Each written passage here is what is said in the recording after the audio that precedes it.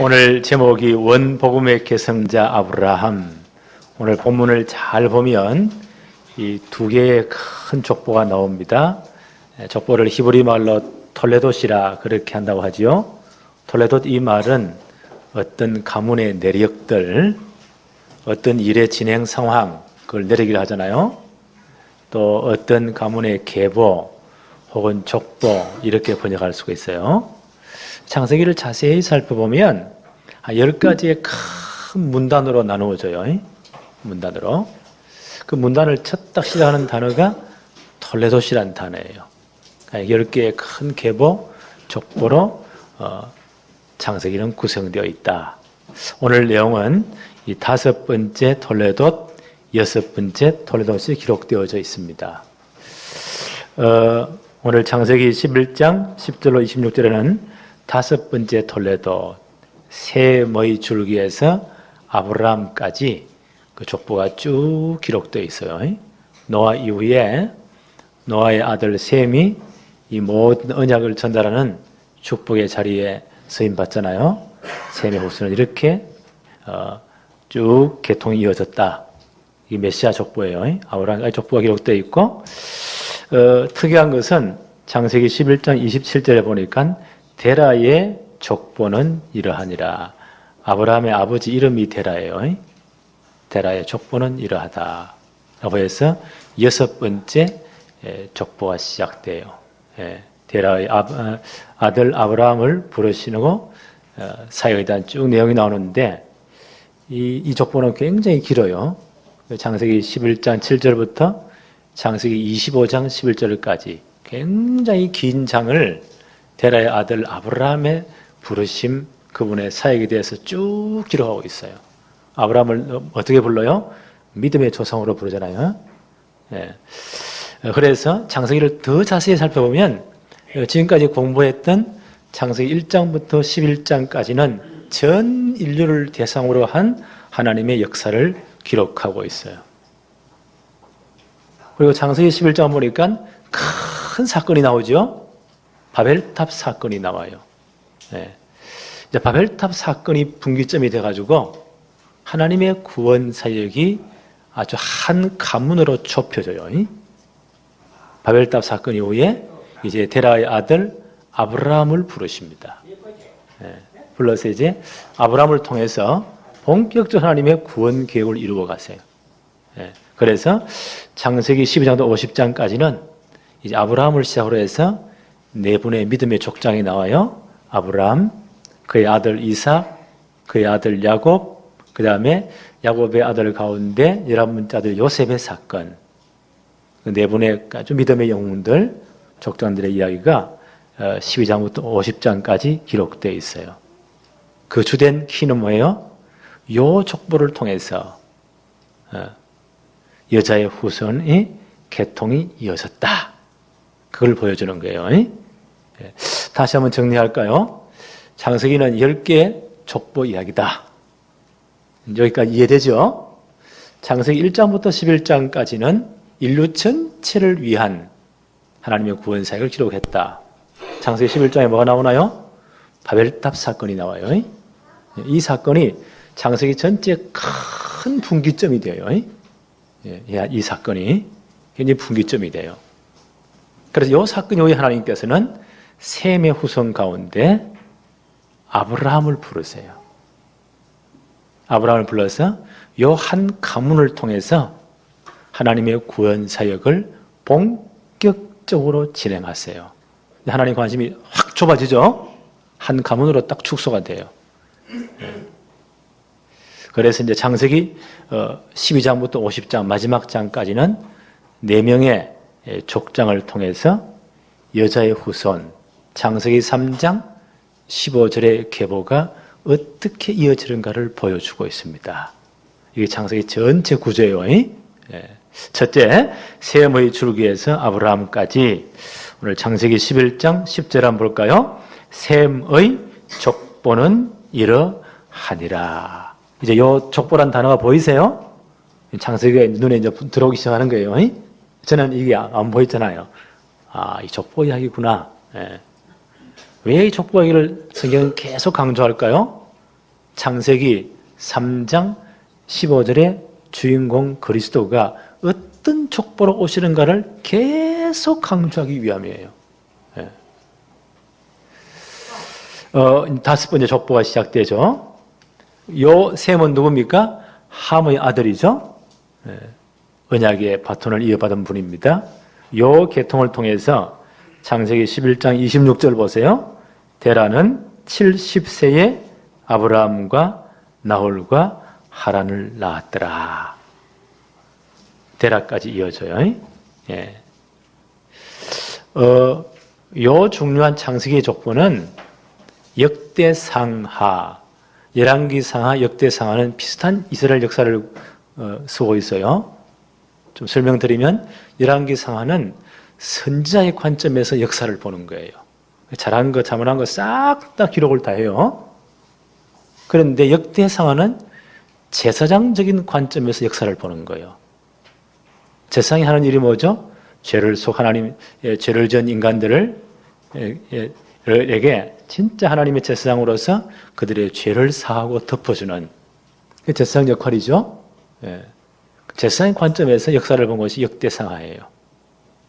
그러면요, 그 제사장이 영원한 제사장이신 그리스도를 늘 바라보잖아요.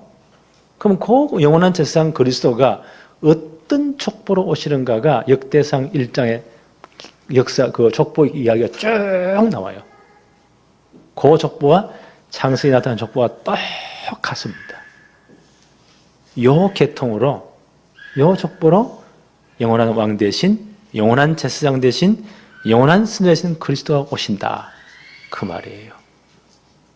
그럼 좁혀봅시다. 성경 전체의 관심은 여자의 후손, 창세기 3장 15절의 주인공이신 여자의 후손 그리스도가 어떤 족보로 어떤 계보로 오시는가. 거기에 창세기와 모든 성경에 관심이 있어요. 그래서 마태복음은 유대인들을 위한 복음서잖아요.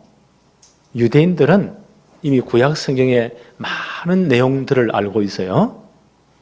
그래서 마태복음 딱 열자마자 어떻게 기록되어 있습니까?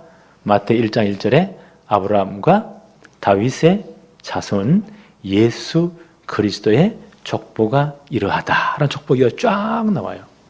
그리스도는 이 족보로 오셨다. 누가복음 1장에도 이 족보가 기록되어 있거든요. 결론을 이렇게 기록합니다. 누가복음 1장 31절로 33절에 보라 내가 잉태의 아들을 낳으리니 그 이름을 예수라 하라. 그가 큰 자가 되고 지극히 높으신 이의 아들이라 일컬어질 것이요 주 하나님께서 그 조상 다윗의 왕위를 그에게 주리니 영원히 야곱의 집에 왕으로 다스릴 것이며 그 나라가 무궁하리라. 요 족보로 이 셈의 길로 쭉 이어져서 아브라함 계통 이어져서 다윗까지 이어져서 그 족보로 말미암아 그리스도가 오신다는 거예요. 영원히 야곱의 집에 왕으로 다스릴 것이며 그 나라가 무궁할 것이다. 그리스도 완성 하나님 나라는 무궁할 것입니다. 이 성경 전체의 중요한 강조점이에요. 이걸 절대로 놓치면 안 돼요. 자, 두 번째 봅시다. 갈대아 우르에서 하단으로 떠나라고 합니다. 11장 27절부터 보세요. 11장 27절에 데라의 족보는 이러하다. 데라는 누굽니까? 아브라함의 아버지죠. 여기서부터 여섯 번째 족보가 시작되는 거예요. 데라의 족보는 이러하니라. 데라는 아브라함과 나홀과 하란을 낳고 하란은 롯을 낳았더라. 그런데 데라 이 장자권이 아브라함을 통해서 이어져요. 하나님의 관심은 하나님의 구원 사역에 관심이 있기 때문에 이 구원 역사를 중심으로 가족과 가문의 모든 이 족보를 봐요. 순서를 봐요. 실제 아브라함의 나이가 제일 막내예요. 연대를 쫙 해서 내보면 데라의 세 분 아드님 가운데 하란이 제일 첫째 아들이고 둘째 아드님이 나홀이에요. 셋째가 아브라함이에요. 나이 차이가 엄밀히 계산하면 꽤 나요. 데라가 70세에 세 아들을 낳았다 했는데 한 해 어떻게 세 아들을 낳아요? 그렇죠? 70세에 제일 큰아들 하란을 낳아요. 아브라함을 낳을 때 연대를 계산해 보면 테라가 130세쯤 됩니다. 꽤 연대가 꽤 있죠. 근데 족보는 아브라함부터 먼저 세워요. 왜요? 그 아브라함의 씨를 통해서 메시아가 와야 되기 때문에 영적인 장자권을 아브라함에게 이어져요. 하나님이 이 아브라함을 또 믿음의 조상으로 부르잖아요. 자, 그런데 이 아브라함과 다윗의 씨로 예수 그리스도가 오시는데 왜 그러면 족보에 아브라함의 족보는 이러하다 이렇게 나와야 되는데 성경을 한번 잘 보세요. 이런 게 이제 보여야 돼요. 창세기 11장 27절에 데라의 족보는 이러하니라. 데라는 아브라함 나올 하란을 낳았다. 아니 아브라함이 믿음의 조상이잖아요. 하나님 아브라함 불렀잖아요. 하나님의 구속사역의 중심이 아브라함인데 지금도 유대인들은 아브라함은 끝bước 넘어가잖아요. 유대인들은 지금도 그들이 아브라함의 혈통적인 후손임을 그렇게 영광스러워해요. 유대인들이. 오늘 그리스도로 말미암아 하나님의 백성들 우리도 영적인 아브라함의 후손들이에요. 그런데 이렇게 중요한 아브라함의 족보는 이러하다라고 기록해야 되는데 오늘 성경에 어떻게 기록되어 있죠? 데라의 족보는 이러하니라. 데라는 세 아들을 낳았는데 아브라함, 나홀, 하란이었다. 왜 데라로 시작하는가? 이제 이번에 좀 이따 이제 풀어볼 건데 창세기 22장을 보면 명쾌한 답이 나와요. 미리 말씀합시다. 창세기 22장은 어떤 장이에요? 아브라함이 그 아들 이삭을 드리는 장이죠. 아브라함이 75세에 부름받잖아요. 그리고 아브라함이 이제 100세의 아들을 낳고 이삭이 한 15살쯤 되었다가 몇 년 흘렀나요? 40년 흘렀죠. 하나님이 언약의 조상으로 아브라함을 부르시고 이 언약과 믿음을 계속 각인시키는 거예요. 네가 진짜 언약이 복음이시로 각인되었냐? 여기에 생명 걸 수 있느냐? 그 훈련에 대한 영어로 말하면 파이널 테스트, 마지막 테스트가 창세기 22장 사건이에요. 진짜 네가 언약 붙잡았냐? 너의 씨로 말미암아 창세기 3장 15절 메시아 족보가 이어져야 되는데 하나님의 구원이 이루어져야 되는데 네가 이걸 생명을 담보로 믿느냐? 라는 테스트예요. 우리가 복음을 위해서 언약을 위해서 결단 내린다는 것은요. 아까 우리 장로님 기도할 때 절대 목표, 절대 헌신 했잖아요. 그 절대란 말은 목숨 걸고 그 말이에요. 네가 진짜 생명 걸고 이 언약을 붙잡았느냐? 복음 붙잡았냐? 그 말이에요. 거기에 대한 테스트예요. 그러면 내가 너에게 100세에 준 아들, 그 아들 이삭을 통해서 이 족보가 메시아기로 이어져야 되잖아요. 그 아들을 내가 지시하는 모리아 땅에 있는 한 산, 그게 모리아산, 오늘날 예루살렘이에요. 거기 가서 그 아들을 번제로 드려라. 하나님이 이상한 명령을 내리세요. 번제 알죠? 죄사함 받기 위해 짐승의 목을 치고, 왜? 죄의 삭은 사망이니까. 그 피를 다 받아서 번제단 주위에 뿌리고 이 사람의 죄 때문에 한 생명이 죽었다는 거예요.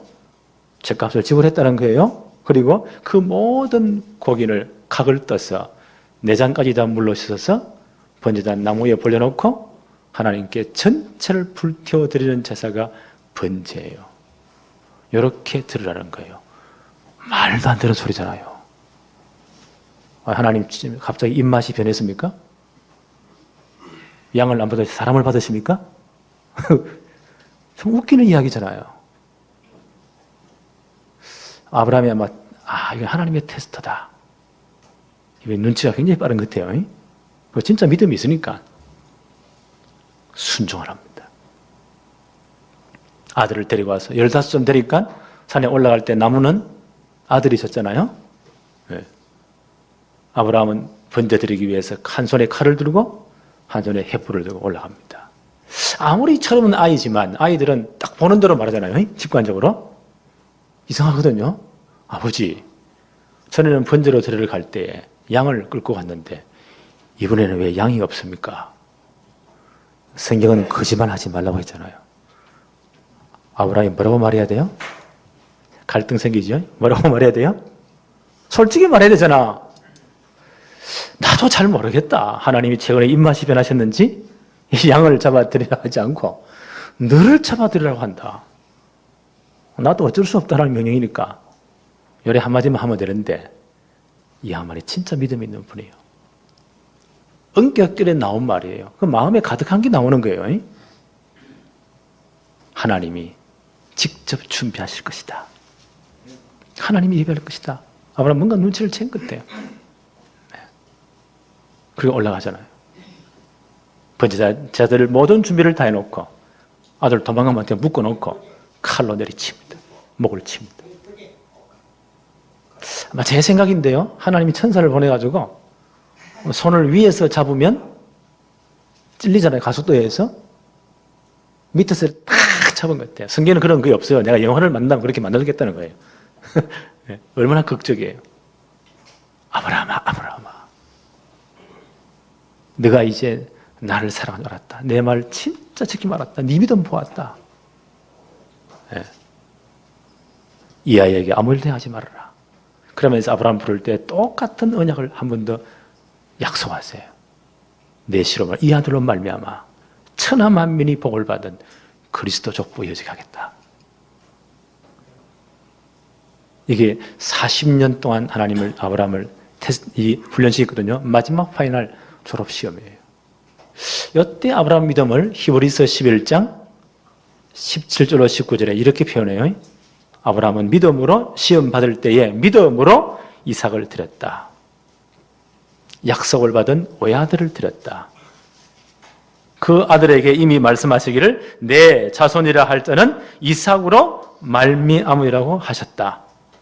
그런데 이삭의 아들을 드린 것은 하나님이 능히 이삭을 죽은 자 가운데서 다시 살리실 줄을 생각했다. 비유컨대 죽은 자 가운데서 도로 받은 것이다. 이건 놀라운 믿음이에요. 왜냐하면 반드시 이 계통을 통해서 창세기 3장 15절의 주인공이신 그리스도가 오셔야 돼요. 하나님은 이 일에 절대 실패하지 않으세요. 그래 하나님의 구원사역이 이루어지거든요. 하나님의 모든 관심은 여기에 있어요. 네. 그래서 이 하나님의 구원사역을 위해서 그 아들을 번제로 드릴지라도 하나님의 계획을 이루기 위해서 다 번제 불타고 죄밖에 안 남잖아요.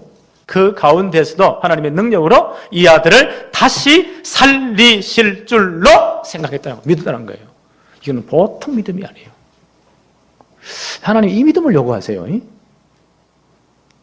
우리가 기도할 때 우리 마음 위안을 받으려고 뭐 안 믿어지니까 주여 믿습니다. 시원 10개. 이게 믿음이에요? 그럼 우리 감정일 수도 있어요. 그것 도움은 돼요. 주여 믿습니다. 막 손에 힘을 줘가지고 믿음이 좀 생기는 거잖아요. 네. 그런 수준이 아니에요. 하나님의 언약을 어느 정도 믿었느냐?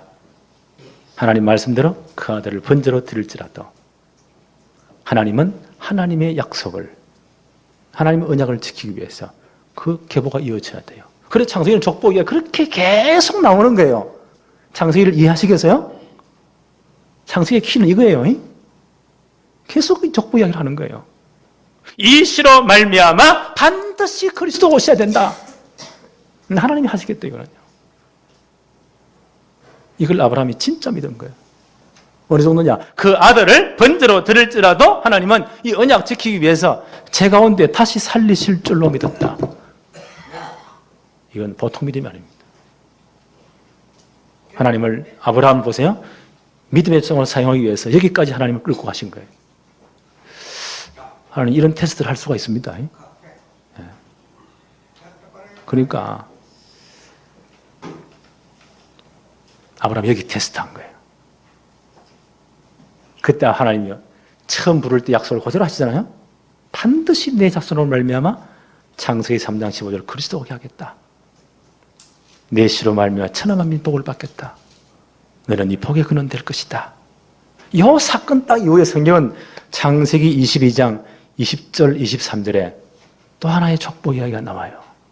그 내용이 뭐냐면은 아브라함의 형님 이름이 나홀이잖아요. 나홀이라는 분이 자녀를 낳았는데 8분의 아들을 낳아요. 그 나홀의 아들 가운데 8번째 아들이 부두엘이에요. 8번째 아들이 부두엘. 라반의 이 나홀이 누굽니까? 아브라함의 형님이죠. 그분이 8분의 자녀를 아들을 낳았는데 막내가 부두엘이었다. 부두엘은 리브가를 낳았더라 라는 소식을 아브라함이 들었다는 거예요. 창세기 22장에 이삭을 드린 후에 그때 이삭 나이 15살이잖아요. 이때 리브가 나이가 그때 태어난지 모르겠어요. 그런데 이 리브가를 딸을 낳았다고 들었다. 리브가 장차 누가 됩니까? 이삭이 40세 때 아브라함이 이삭을 결혼시킬 때 어떻게 명령하죠? 그 집에 가장 믿음 있는 신실한 종을 불러서 가나안 땅에 언약이 없는 불신자 가운데 내 며느리를 구하지 말고 내 본토 아비 집에 가서, 그게 하란이에요. 자기 가문이에요. 셈의 족보죠. 데라의 아들들이죠.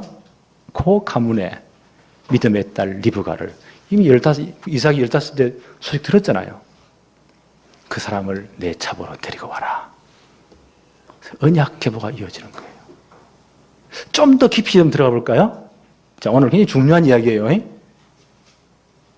창세기 3장 원죄 사건 이후에 하나님은 아담과 하와를 에덴동산에서 쫓아낼 때에 그 전에 먼저 복음을 주었죠.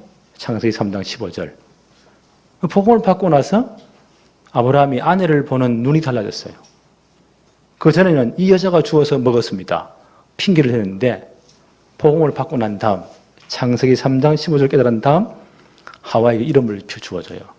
하와라 하리니, 하와의 뜻이 뭐예요? 모든 산자의 어머니가 될 것이다. 메시아 계보를 이어갈 어머니란 말이에요.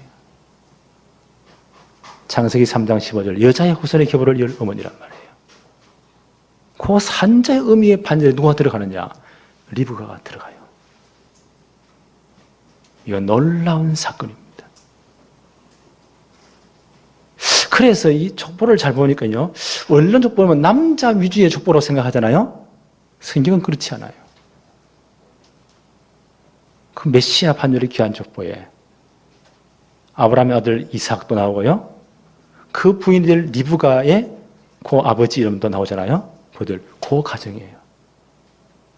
똑같이 이 족보에 올려요. 야, 나 놀랐습니다. 하나님은 남녀 차별이 없구나. 똑같이 이렇게 올려요.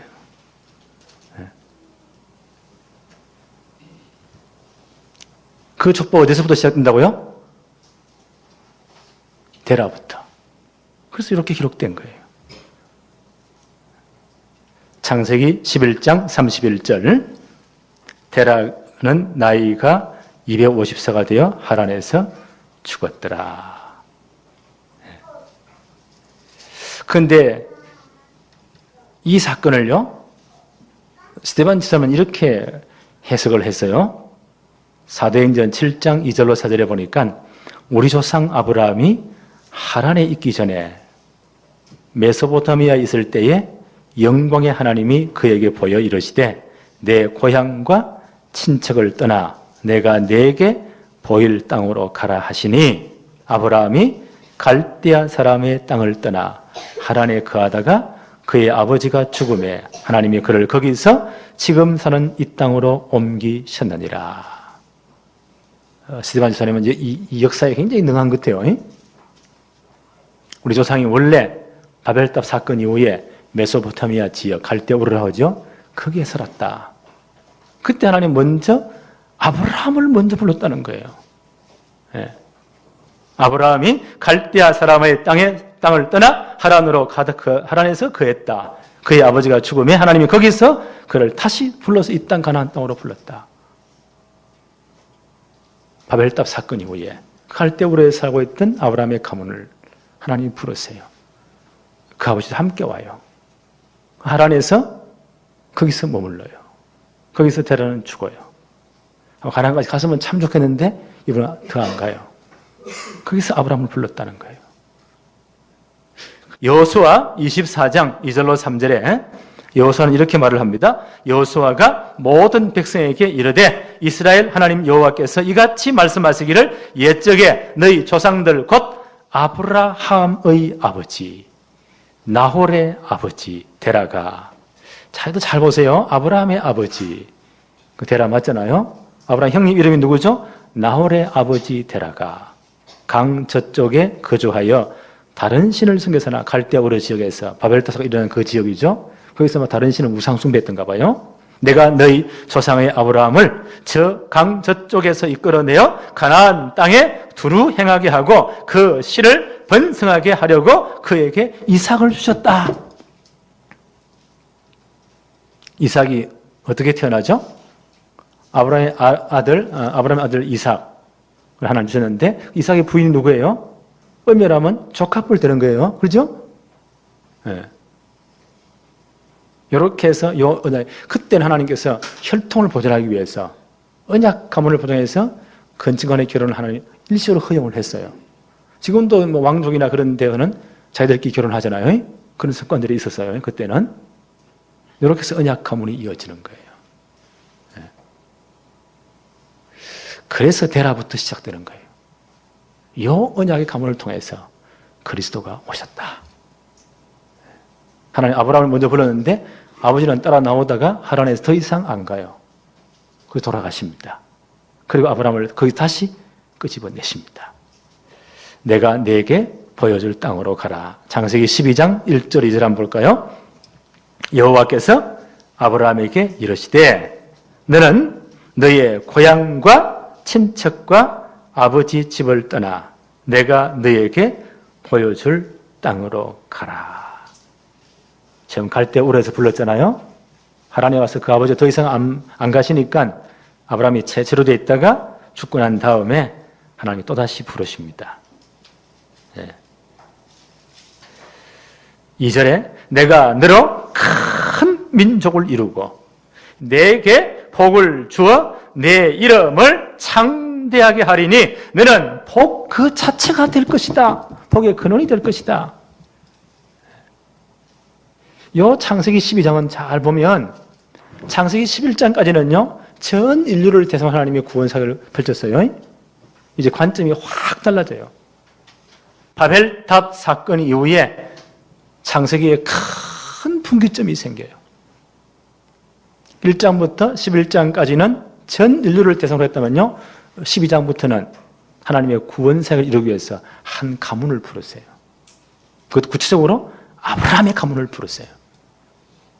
그래서 그 가문을 통해서 창세기 3장 15절에 족보가 이어지도록 메시아 족보 이어지도록 그렇게 하세요.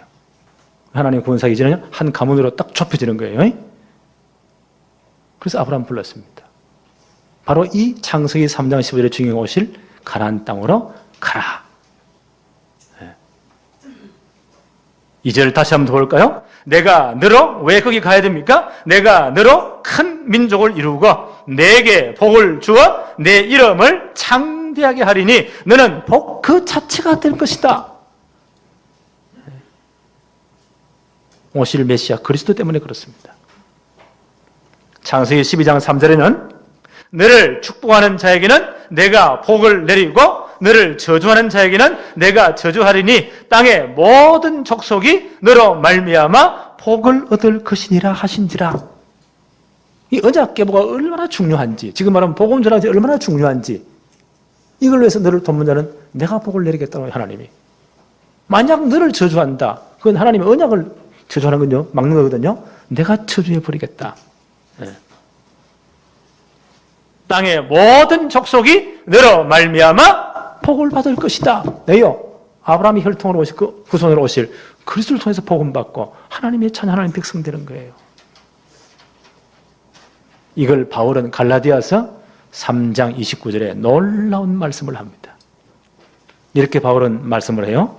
너희가 그리스도의 것이면, 창세기 3장 15절의 주인공이신 그리스도를 진짜 믿어 하나님의 백성이 되었으면, 그리스도의 것이면 곧 아브라함의 자손이요 약속대로 유업을 이을차니라.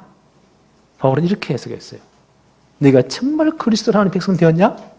그리스도의 것이 되었냐? 이방인들에게 말하는 거예요. 너희는 이제부터 영적으로 아브라함의 자손이 되었다. 이 계보가 되었다는 거예요. 그리고 아브라함이 받은 그 모든 축복을 유업으로 이을 자니라. 아브라함의 상속자가 되었다는 거예요. 꼭 기억하세요. 우리는 이 라인에 선 사람들입니다. 이 축복을 받을 사람들입니다. 이게 예수 믿는 거예요.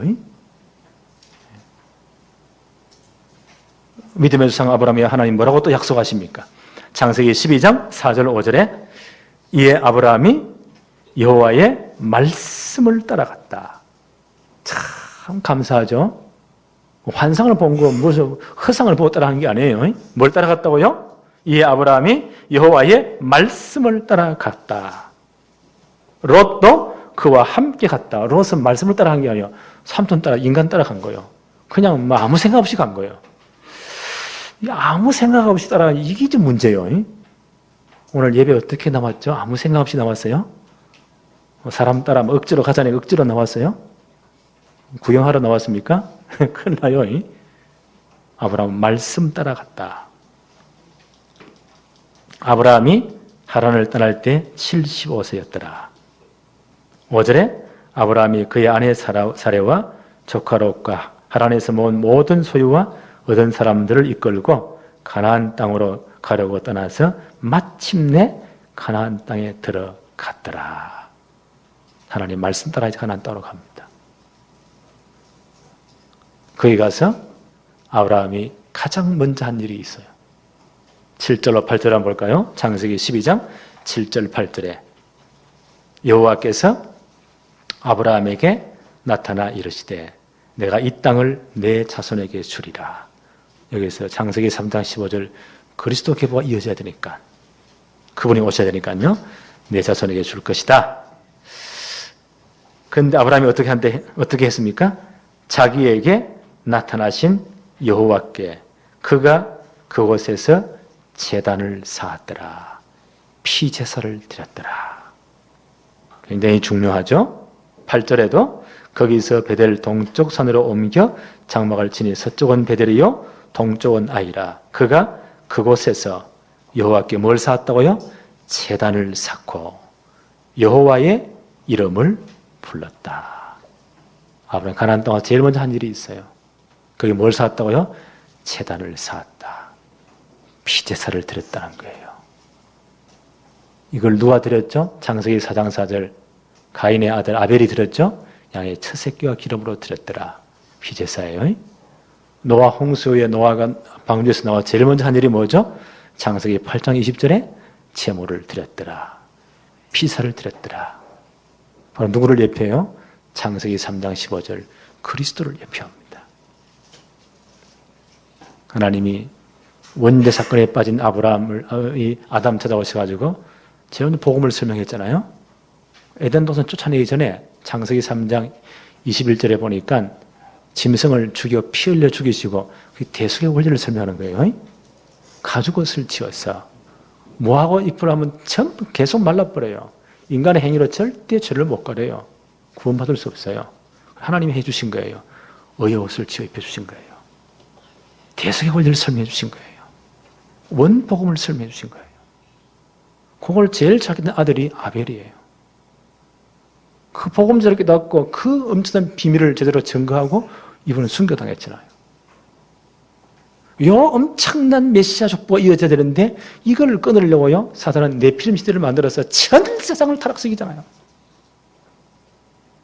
하나님의 요 의의 상속자를 남기기 위해서 대창조작하신 것이 노아 홍수 사건이에요. 그 사건 이후에 노아가 제일 먼저 뭐 했죠? 내리자마자 하나님께 피제사를 드렸더라. 원복음을 이해하는 거예요. 오실 메시아 그리스도를 바라보는 거예요. 그 계승자가 된 거예요. 그 노아의 엄청난 언약 축복이 누구예요? 셈에게. 그 셈의 계열로 아브라함을 부르신 거예요. 이제는 이 아브라함 가문을 통해서 하나님은 본격적인 하나님의 구원 사역을 이루어 가십니다. 그래서 아브라함에게 75세 아브라함을 불렀잖아요. 40년 동안 계속 가나안 땅에서 계속 뺑뺑이로 훈련을 시켜요. 네가 진짜 이 언약 붙잡았냐? 생명을 걸고 이 언약 붙잡았냐? 라는 파이널 테스트가 창세기 22장 사건이에요. 모리아 땅에, 내가 지시할 땅에 가서 네 아들을 번제로 드려라. 그때 아브라함 믿음의 수준, 아까 말씀드렸죠? 히브리 11장 17절로 19절에 아브라함은 이 테스트를 받을 때 믿음으로 그 아들을 드렸다. 어떤 믿음이 있다고요? 번제로 드릴지라도 하나님께서는 언약을 지키기 위해 메시아가 이어져야 되기 때문에 그 가문을 통해서 천하 만민이 구원받을 복음을 완성할 그리스도가 와야 되기 때문에 이 일 때문에 번제로 다 드릴지라도 다 없어진 가운데 능히 살리실 줄로 믿었다. 이건 보통 믿음이 아니에요. 그래서 창세기 22장 사건은요, 이 아브라함의 믿음을 아들 이삭에게 계승하는, 전달해주는 하나님의 연출이에요. 연출. 하나님의 연극이에요. 연극을 통해서 딱 이 메시지를 딱 집어넣는단 말이에요. 하나님의 연극이에요. 네. 그렇다면 오늘 우리가 우리 후대들에게 어떤 마음으로, 어떤 자세로 복음을 각인시키고 복음을 체질화시키고 정말 복음을 뿌리내려야 됩니까? 이 세계, 우리는 말만, 입만 열었다면 세계 복음하잖아요. 그렇죠? 입만 열었다면 렘넌트 성공 시대에 늘 하잖아요. 어떤 자세로, 어떤 심정으로 우리 후대들에게 이 언약을 계승해야 됩니까? 이 복음과 복음의 축복, 세계와 언약을 각인시키고 뿌리내리고 체질화시켜야 됩니까? 나는 아브라함의 심정으로, 그건 생명을 걸고 옵니다. 우리에게 믿음 수준 여기까지 가야 돼요. 우리는 기분으로 하는 게 아니에요. 뭐 사람 체면 때문에 그것도 아니에요. 바람 불면 안 하고 바람 안 불면 하고 그런 정도 수준이 아니에요.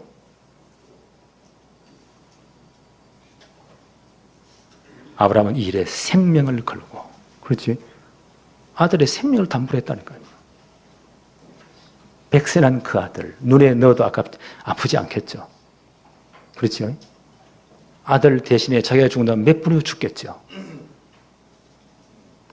그 아들을 들을 수 있었다. 그건 생명 걸었다는 증거입니다. 이게 언약 붙잡은 믿음이에요. 네. 오늘 이런 믿음들이 우리의 후대들에게 증거되어지기를 바랍니다. 그래야 렘넌트 성공시대를 만듭니다. 우리 교회에 정말 복음을 이해한 수준은 여기까지 되어지기를 바랍니다. 네. 하나님 아버지, 너무 감사합니다. 우리가 성경을 통해서 지나간 믿음의 조상들의 많은 사건들을 통해서 하나님이 정말 원하시는 믿음이 무엇인지, 하나님이 어떤 일을 지금 계속해서 끌고 가시는지, 하나님의 계획, 하나님의 목표, 하나님의 방법을 보게 하심을 감사합니다. 우리 아버지 하나님, 우리가 이제 정말 예수 그리스도를 주로 고백해서 영적인 아브라함의 후손이 되었고, 아브라함과 똑같은 약속을, 축복을 유업으로 이을 자 되게 하심을 감사합니다. 우리 후대들에게, 우리 렘넌트들에게 이 언약, 이 축복을 전달하게 하옵시되 아브라함의 심정으로, 생명을 담보하는 심정으로 하나님 앞에 이 사명 감당하도록 축복해 주옵소서. 반드시 렘넌트 성공시대에 만드는 이 축복을 누리게 하옵소서. 예수님의 이름으로 기도합니다. 아멘.